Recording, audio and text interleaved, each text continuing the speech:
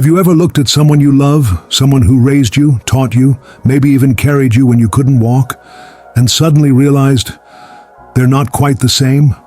Not in any big dramatic way. No fall, no hospital, just little changes. They sleep a little more, they eat a little less. They start forgetting the names of people they've known for years. They stop laughing at the jokes they used to love, and at first you brush it off. They're just tired. Maybe they're just getting old. You tell yourself it's nothing, you hope it's nothing. But deep down, something in your gut whispers, what if this is the beginning of the end, and I'm missing it? I want you to sit with that for a second. Because those tiny changes, they're not always just part of getting old. Sometimes, they're quiet little alarms, soft signals from the body, saying, hey, something's wrong, but no one's listening. And here's the hard truth. Most older people don't pass away because of one big illness. They slowly fade from things we never even think to look for. Small things, overlooked things, unexpected things. But what if I told you that by understanding just 6 of those often ignored reasons, you could completely change how your loved one experiences their final years? Not just how long they live, but how well they live. In today's video, we're diving into the 6 unexpected reasons why so many people struggle to live past 70. And most of these, they don't show up in big medical tests. They show up at the dinner table, in the living room, during quiet afternoons you'll wish you paid more attention to. This video isn't about fear, it's about love, it's about awareness, it's about seeing the signs before it's too late. So if you've ever felt confused, scared, or just unsure about what's normal when someone you love starts to change, drop a quick "I'm here" in the comments, just so I know you're listening. Because today, we're going to learn how to be there for the people who were always there for us. And hey, if this kind of wisdom matters to you, subscribe to Elderly Words for weekly guidance that helps you love better, care deeper, and understand more. So let's begin with the first reason. One that creeps in quietly and changes everything without making a sound. Reason 1. Silent depression, emotional isolation. Think of Uncle Joe, the one who used to crack jokes louder than anyone else at Thanksgiving. Always had a story, always had a laugh, always had something to say. Now, he just sits there, half smiling, nodding. Doesn't join conversations, doesn't ask about the grandkids. And when he leaves, you tell yourself, maybe he's just tired. But what if it's not just tiredness? What if Uncle Joe is deeply, quietly depressed? What if the silence isn't peace, but pain? Here's something most people don't realize. Loneliness and emotional isolation in older adults are more dangerous than smoking 15 cigarettes a day. It triggers stress hormones, raises inflammation, affects sleep, weakens the immune system, and yes, shortens life. And the worst part? Families often dismiss it as grumpiness or just a phase. We say things like, he's always been private, or she doesn't like company. But underneath that, there might be sadness, there might be loss, there might be a heart slowly breaking. So what can you do?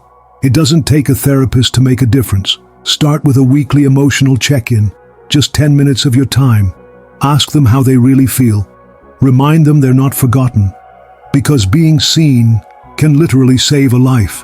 And speaking of things we think are just aging, let's talk about the energy we lose, and why it matters more than most people think. Reason 2, chronic fatigue disguised as old age. Remember when Grandma used to be up at 6 a.m., watering her plants, baking bread, dancing in the kitchen?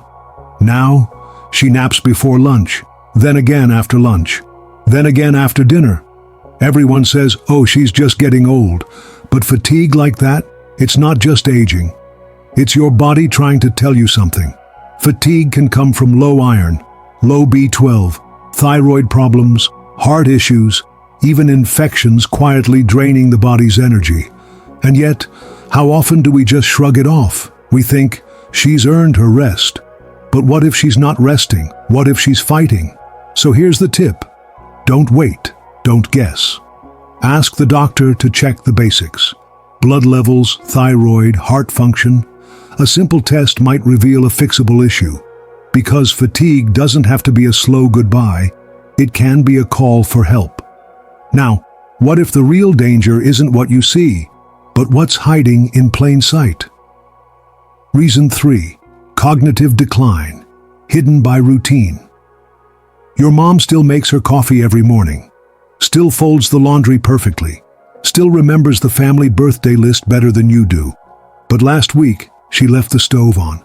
The week before that, she forgot where she parked at the grocery store. You wonder if it's nothing. You hope it's nothing. But then she asks the same question 3 times in 1 hour, and you feel that knot in your stomach. Here's the truth. Early dementia doesn't always look dramatic. It's not someone forgetting your name. It's someone forgetting where they were supposed to be. It's confusion in familiar places, small lapses, subtle moments, and routine masks it. They follow the same path so well you don't notice the struggle underneath. Most families wait too long. By the time they act, the decline has taken hold, so don't wait. Try introducing brain-challenging activities, puzzles, new music, simple games, or learning something new together, because a stimulated brain can slow the storm. Now let's shift from the mind to the muscles that carry us every day. Reason 4. Muscle loss, sarcopenia. That starts quietly first. They stop walking as much. Then they need help getting up. Soon the stairs become impossible. And then one day, they fall. That fall can be the beginning of the end. It all starts with sarcopenia, age-related muscle loss. After 60, we lose 3 to 5% of muscle mass every decade. And if nothing's done about it, it accelerates, quietly, brutally. But most people think they're just getting weaker because they're old. That's the trap. Because it's not inevitable, it's preventable. Even light strength exercises, using resistance bands or water bottles or just standing from a chair, can slow this loss. Don't wait for the walker, don't wait for the wheelchair. Start where they are with what they can do. Because once independence is lost, it's hard to get it back. And just like muscles can fade, so can the desire to eat. And that brings us to something deceptively simple, but incredibly serious. Reason 5. Appetite loss signals more than aging. You notice Dad's plate is barely touched. He used to love steak.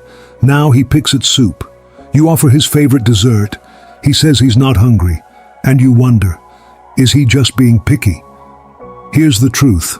Appetite loss in older adults is often a warning sign. It can come from a declining sense of taste or smell, dental pain they're too proud to mention, medications, depression, or even early signs of something more serious like cancer or liver issues. What do families usually do? Push food, more food, bigger meals. But that pressure often makes it worse. Instead, think smaller. Offer protein-rich snacks, nuts, yogurt, smoothies, soups. Make meals colorful. Make them enjoyable again. And check in with a doctor or dentist. Don't assume. Ask. Because every bite matters more than you think. Now, here's the final reason. One that affects millions of elderly people and barely gets talked about. Reason 6. Over-medication, polypharmacy. It starts small. A pill for blood pressure, then one for sleep, another for pain, something for digestion, then something to manage the side effects of all the other pills. Before you know it, the medicine cabinet looks like a pharmacy, and each pill might be doing its job, but together they might be doing harm. This is called polypharmacy, when someone takes 5 or more medications regularly, and it's incredibly common in older adults. It leads to drowsiness, confusion, falls organ damage, and even hospitalizations. But here's what most families think. If the doctor prescribed it, it must be fine. The truth is, doctors don't always have the full picture. That's why you need to ask. Request a medication review every 6 months. Pharmacists can help identify dangerous combinations and simplify things safely. Because sometimes, saving a life means removing the wrong pills, not adding more.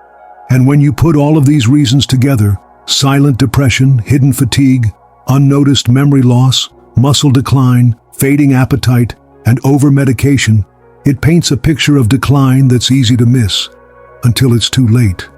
But now you see it.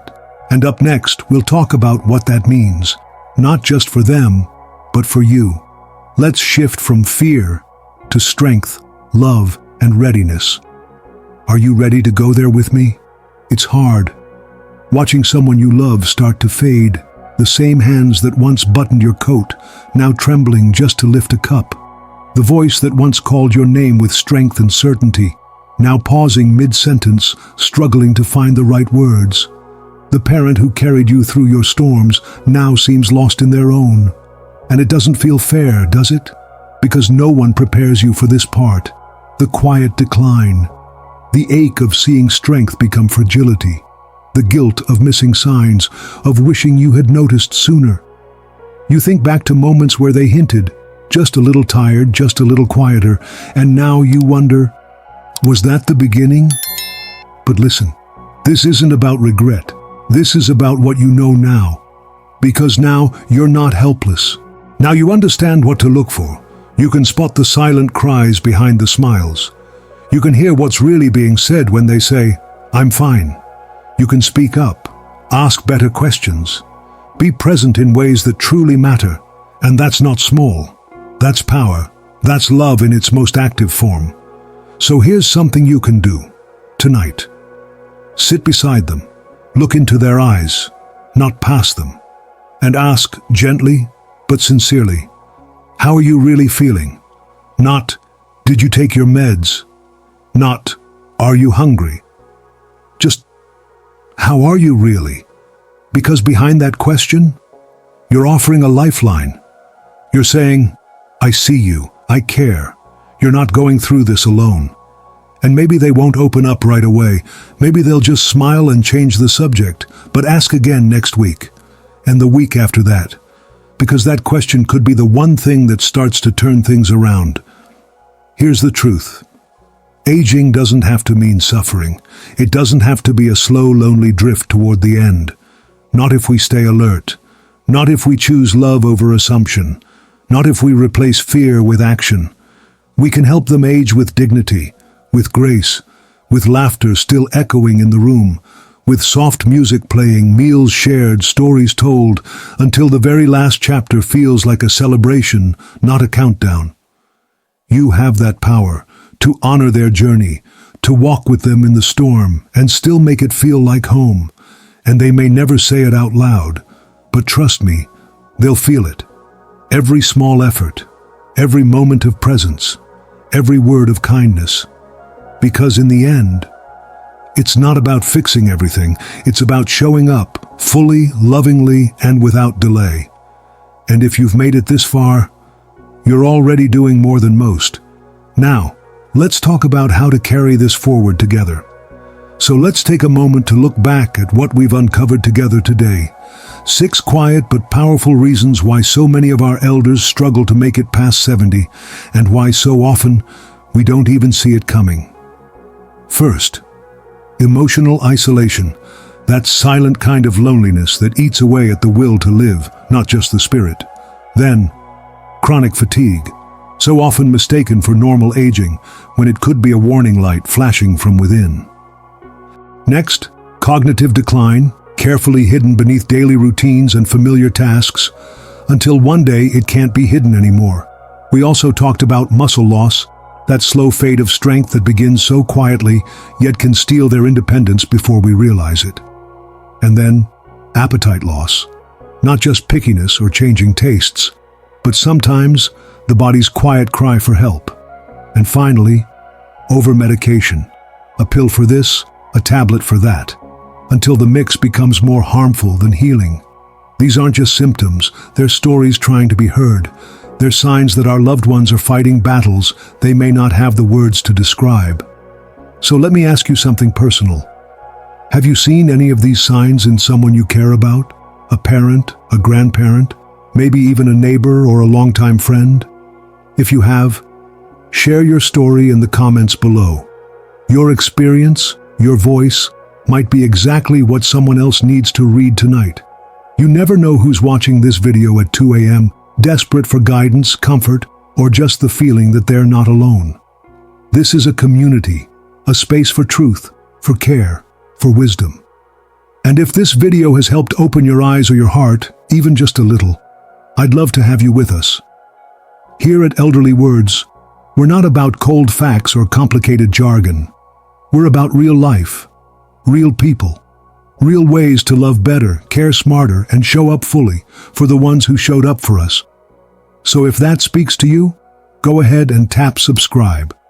Not just to follow a channel, but to stay connected to stories and insights that truly matter. And if you haven't already, leave a quick comment, even just a "I'm here." Let us know you're walking this path too. Because aging isn't just something that happens to our elders. It's something that happens to all of us in time. And how we care for others now, that sets the tone for how we'll be cared for someday too. So thank you for listening, for feeling, for showing up with an open heart. You being here today means more than you know. Stay kind, stay curious, and stay connected. We'll see you in the next video, right here on Elderly Words.